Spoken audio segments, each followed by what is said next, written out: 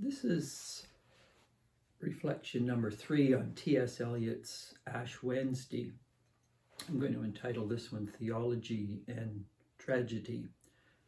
And as Eliot moves through his 6 sections of Ash Wednesday, he certainly does not shy away from the hard questions of where is God in the midst of suffering, in the midst of tragedy. We have various images of God as Lord is my shepherd, our Father who art in heaven, God the King, God the lover, God the friend.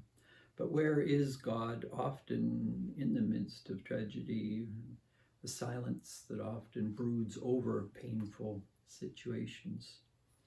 Eliot doesn't shrink or in any way close his eyes on those hard issues, and that's one of the beauties of his poem, Ash Wednesday. I mentioned in the previous reflections that Eliot, when he turned to Christianity, he turned to Anglicanism. Most Anglicans share at a significant level the importance of the Book of Common Prayer. There is debates and elements of how one deals with the 39 articles, but the actual formation of morning, midday, and evening prayer are very, very important for Anglican formation and understanding misdirected desires, misguided longings, where people can turn to for meaning, but they get betrayed in the process. And in section 3 of Ash Wednesday, Eliot is very, very much groping with that. When we think of formation, it's not just about debating theological ideas, exegesis, what's the difference between Pelagius and Augustine, Reformed theology, and Luther, Orthodoxy and Anglicanism, Roman Catholic thought, different views of the sacraments. Formation does not exclude those important cognitive decisions and issues and debates throughout the history of the church, but it also includes the nature of the faith journey, of human desires and longings and affections, and where the heart can be distracted if it is not careful, if it is not discerning, where addictions can occur. And so people can be very bright at one level, but also at another level be overwhelmed by a variety of subtle addictions in their lives and things they turn to, which are not only hurtful and harmful to them, but to those near and dear to them. And Ash Wednesday is very, very much about probing those inner tendencies that often we fear looking at. When we think of Ash Wednesday, when people attend the Ash Wednesday liturgy, of course, the cross is put on their forehead, and cross is a sign of black, of course, death. What are we to die to so that we may be liberated to live fully and freely in our faith journey? But sometimes people, when they focus on Ash Wednesday and Lent, it's, well, I'm not going to have chocolate, or I'm not going to smoke, or I'm not going to eat meat, or I'm not going to drink. These are rather trivial issues in any meaningful sense. What they point to is little denials, but they tend to be rather insignificant denials versus the big denials of the false face, the old Adam, the old Eve, what we must die to in that sense. And much of the prayer book deals with these issues of slowing down, the contemplative, the meditative way of knowing, of being, which Eliot was so attuned to in his journey. Now, section 3 is the shortest of the 6 sections, and consciously so, as he unpacks and unfolds the journey, which both aspires to true freedom of faith, but also is acutely aware of the inferno within, the purgatory that has to take place, and also the paradisio that awakes us as we have the courage in grace in the context of the one holy Catholic and Apostolic Church to move forward. So let me read and then briefly reflect on part 3 of Ash Wednesday. At the first turning of the second stair, so we get the sense of an ascent, same as in Dante. The first turning of the second stair, we can see in the Carmelites the ascent of Mount Carmel in this sense. There's the journey upward, but also upward of something is being left behind. What is the self that is slowly being left behind? What is the new self that we're growing into or becoming acutely aware of. At the first turning of the second stair, I turned and saw below. So, of course, he's seeing below what he once was, but he is no more as he ascends. What he is dying to, what he is being free to become. I turned and saw below the same shape twisted on the banister. So the self that has not really dealt with the deeper issues of transformation, it is in fact, it's twisted on the banister, pulled in a variety of conflicting directions, not centered, not one, not whole, under the vapor in the fetid air. So that was the battle that was once fought, and yet the ascent goes on, struggling with the devil of the stairs who wears the deceitful face. Face is very important, not only in patristic thought. C.S. Lewis's greatest novel is Till We Have Faces. It's a deceitful face. Shakespeare talks about false face doth hide, with false heart doth know, or a person can smile and still be a villain. And so darkness will often draw what seems to be an attractive face, but he says it's a deceitful face. And what is it? The deceitful face of hope and despair. And so we're often torn as people on our journey between hope, but the deceitful face allures us with what looks to be like meaning, and it can be understandings of the church, it can be politics, it can be theology, it can be relationships, it can be a variety of things that we place uncritically our hope on for meaning, for fulfillment, for purpose. But then when it betrays us, he says, the deceitful face of hope and of despair. So hope betrayed often leads to despair. And this is the way darkness often works if we are uncritical. And Eliot is looking back on how he was taken in, chained by these, and many in their journey often get taken in false hope. They feel betrayed. Hope betrayed leads to despair. So people often then live in the tension of a hope that does not deliver the goods, and then they slip into despair or cynicism or skepticism. Because idealism, when the goods are not betrayed, then people feel that, in fact, what can I trust? Who can I trust anymore? And often then the flip side to that is despair. It's cynicism. I'm not going to believe anyone anymore because the hope I once did, I was deceived by the deceitful face. The question we should always ask, why did you believe in the first place? Okay, why were you taken in? Why were not the faculties, the discernment, where was it that a person got taken in by the deceitful face of hope and despair? So in stanza 1, stanza 2, at the second turning of the second stairs, so again this the ascent is slowly going on, I left them twisting, turning below. So in this tension that people often cannot transcend between a naive hope and then the response to that, once betrayed, despair. But hope tends to spring eternal from the human breast, as Shakespeare would say. So often people once despair, you can't live in despair for long, and so then they turn again to hope.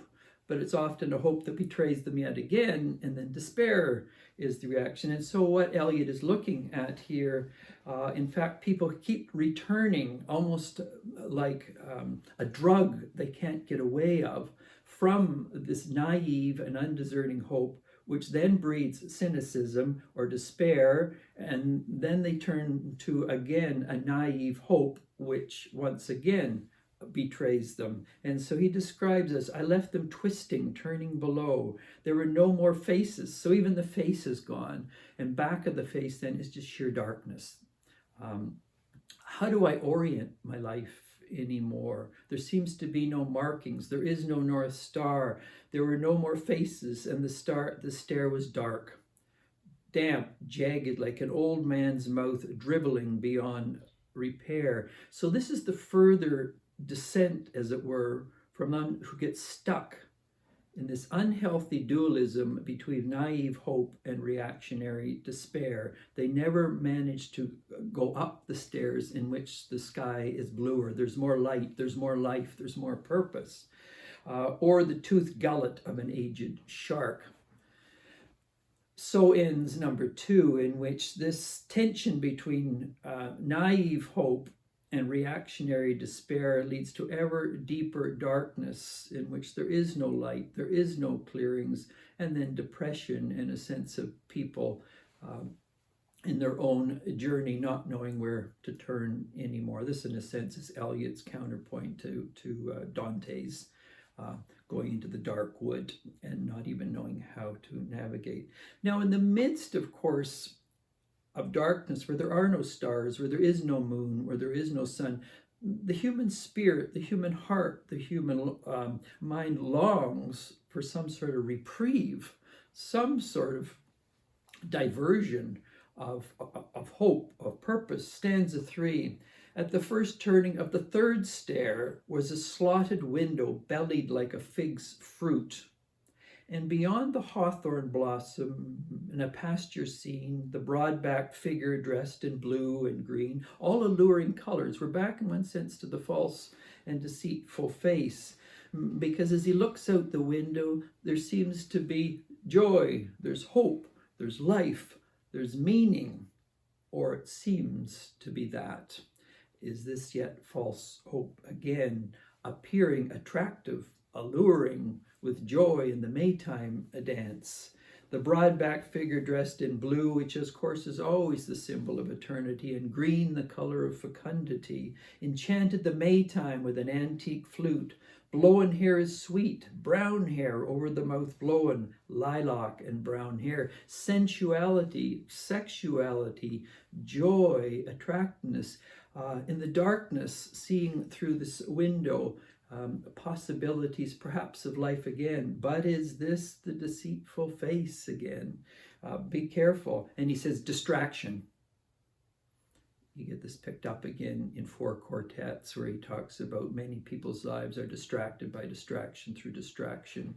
And these can be crude things, they can be intellectual discussions, they can be theological issues, they can be exegetical issues, they can be a whole variety of issues. They're distractions from the deeper issues of facing into undealt with longings, desires, and often trying to escape from the darkness, the painful places in life in which we have to go, let go of, so that in fact the deeper image and likeness of God we will truly live from. And this is, of course, where meaningful liberty occurs. So distraction, music of the flute, stops and steps of the mind over the third stair, fading, strength beyond hope and despair. So how do we call forth the strength deep within us that takes us beyond hope and despair, which he has mentioned earlier, so that we don't keep replaying, recycling the same soul problems? We begin to leave that behind as we move up the stairs into greater light and life, climbing the third stair, of course, third Trinity, of course, and the Trinity in the soul, which we then bear as image bearers of God. Now, one element of tragedy, of course, is that people are not willing to deal with these issues and the sad implications in their life where they do not know how to transcend these issues. They keep recycling the same problems. It becomes an addictive drug in that sense. And so, and these can be tragic flaws in people and within the great works of literature, whether it's Greek tragedy of Aeschylus, Sophocles, Euripides, or Shakespeare's Hamlet, Macbeth, Othello, Lear, any of these. These are the tragic flaws which, if not dealt with, do lead to sad and unhappy endings. But what about those people, in fact, who are ascending the stairs? They are making sense of these issues, as it were, strength beyond hope and despair, climbing the third stair. What Eliot ends this with is, in fact, from the prayer of humble access in the prayer book, where he said, "Lord, I am not worthy. Lord, I am not worthy." And so here you get the whole tradition of the nature of this ascent. To what degree am I fully capable of doing it? To what do I have to face the unworthiness in me which gets addicted so that I might find the worthiness within me for the ascent? But speak the word only. Now, often what follows in that, in the prayer of humble access, and I shall live, or I shall be healed, Eliot doesn't include that. Why? Because in the journey, there is no guarantee in life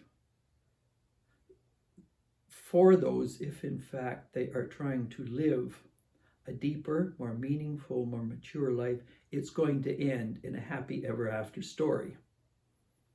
And this is often the tragic element in which Eliot wisely just leaves that open.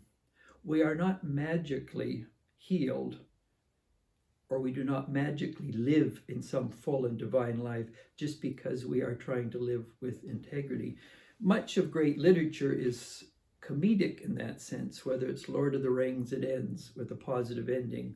Those who struggled, they bring new life to Middle Earth.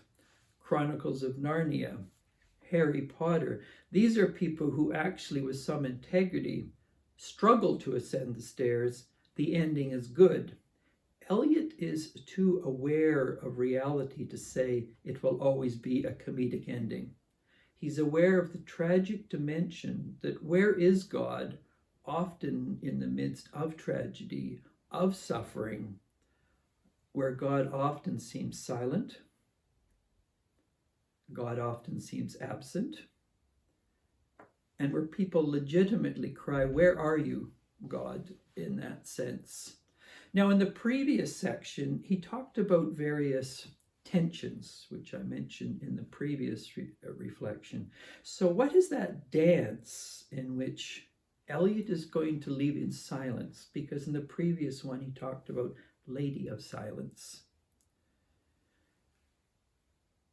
Why the silence of Eliot here? Because there is no answer in that sense. To good people, as they grapple with meaningful issues, and often the results are not the happy ending, the comedic ending. How do we make sense of God being present? So, Lord, I am not worthy. Lord, I am not worthy, but only speak the word, but speak the word only, and Eliot does not answer that. You shall be healed, or you shall live. And so what you have with Eliot in his sensitivity to the tragic element of life, he's acutely aware that often people live on the cross, and often there is no resurrection. And then how do they live as they continue up those stairs into the new life in which there is no healing? Life does not seem to come without then returning to despair, with a sense of God not being there. And how do we find God in the midst of silence, seemingly the eclipse of God? For Eliot, the end of section 3, this is an open question in which he uses the prayer of humble access, but he leaves the conclusion of the prayer of humble access in this tension between tragic and comedic.